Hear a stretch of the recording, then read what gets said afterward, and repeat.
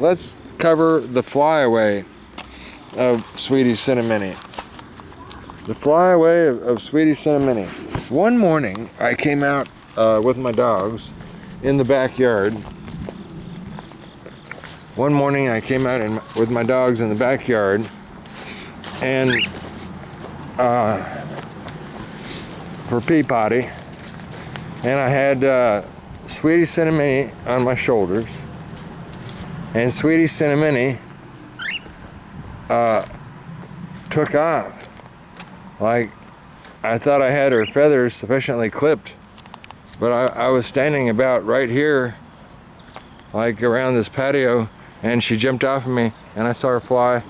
I saw her fly, like, I can't remember if it was first to the right and then the left. I'm thinking that, and I was like, oh man, she's really going. And she flew back to the right, and she flew around the house, and I ran over here with Norman on the leash, and I saw her just whoo, disappear to the right. I ran the dogs back inside, and so that wouldn't have to deal with them. Then I came back out, and I ran around, was looking around for Sweetie Cimini, and couldn't find Sweetie Cimini. And I was absolutely freaking out to the max, because this little baby is my heart, and she still is. And this just destroys me, what happened. And anyhow, I remember I was out here, again, it was the morning before I was to go to work. I believe it was on a Tuesday, and I was walking down the street. I was looking left and right. I was calling for Sweetie Cimini, baby bird, where are you? Sweetie Cimini, where are you? And there's a nice husband and wife that came walking the other way, and I asked them if they would help me. They're like, what do you need?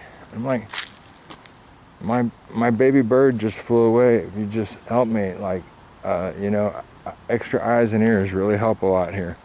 And right somewhere around where I got down to here, Sweetie Cimini flew from the other side of that deck on the grass.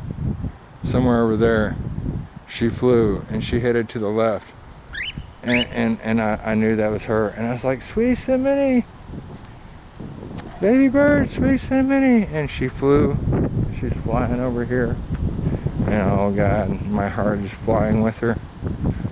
And she's flying, and I'm running.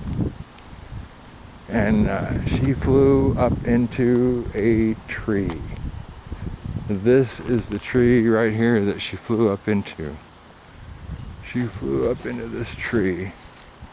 Sweetie Cimini did. And she flew up onto this big branch out here. Right to that spot. Right there. Sweetie Cimini flew up to that spot right there. And I brought my surveyor pole out here. That spot's 23 feet above the ground. Anyway, I asked the man and woman if they would stay there and stare at Sweetie Cimini while I ran to grab a ladder, and they're like, yep. And because first I tried to talk Sweetie Cimini down, if she would just fly down to me, and held up my arm and calling to her, baby bird, Sweetie Cimini, but she wouldn't. Then I asked the lady to stare at her, just thinking that that will increase the chances of her staying there, and I could tell she was scared.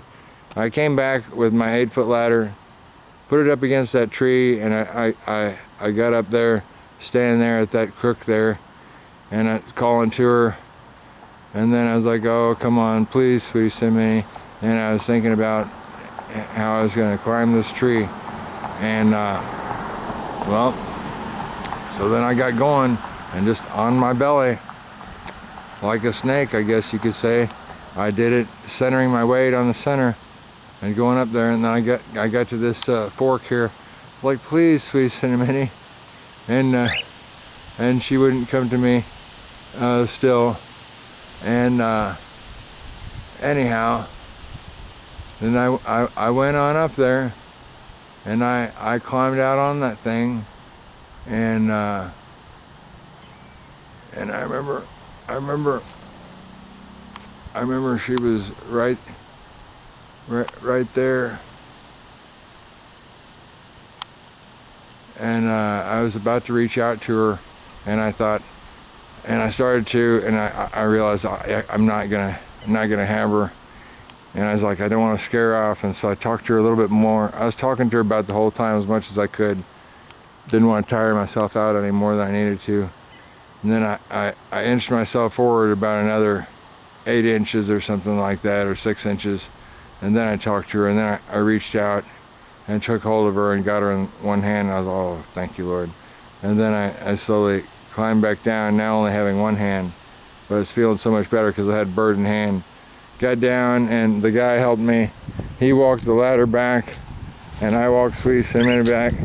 And as soon as I got down out of, sorry, Hayes, let me hurry up and get you through the shadows so you don't cook in the sun. These birds, they really can die quickly from, they just like suck up all that ultraviolet radiation. It's terrible. It's unbelievable how it happens so fast. I've certainly suffered a parakeet fatality from that before, and had some uncomfortable cockatiels. Anyhow, so when I got down out of that tree, at that point I realized I was sweating. I didn't realize that I had begun to sweat.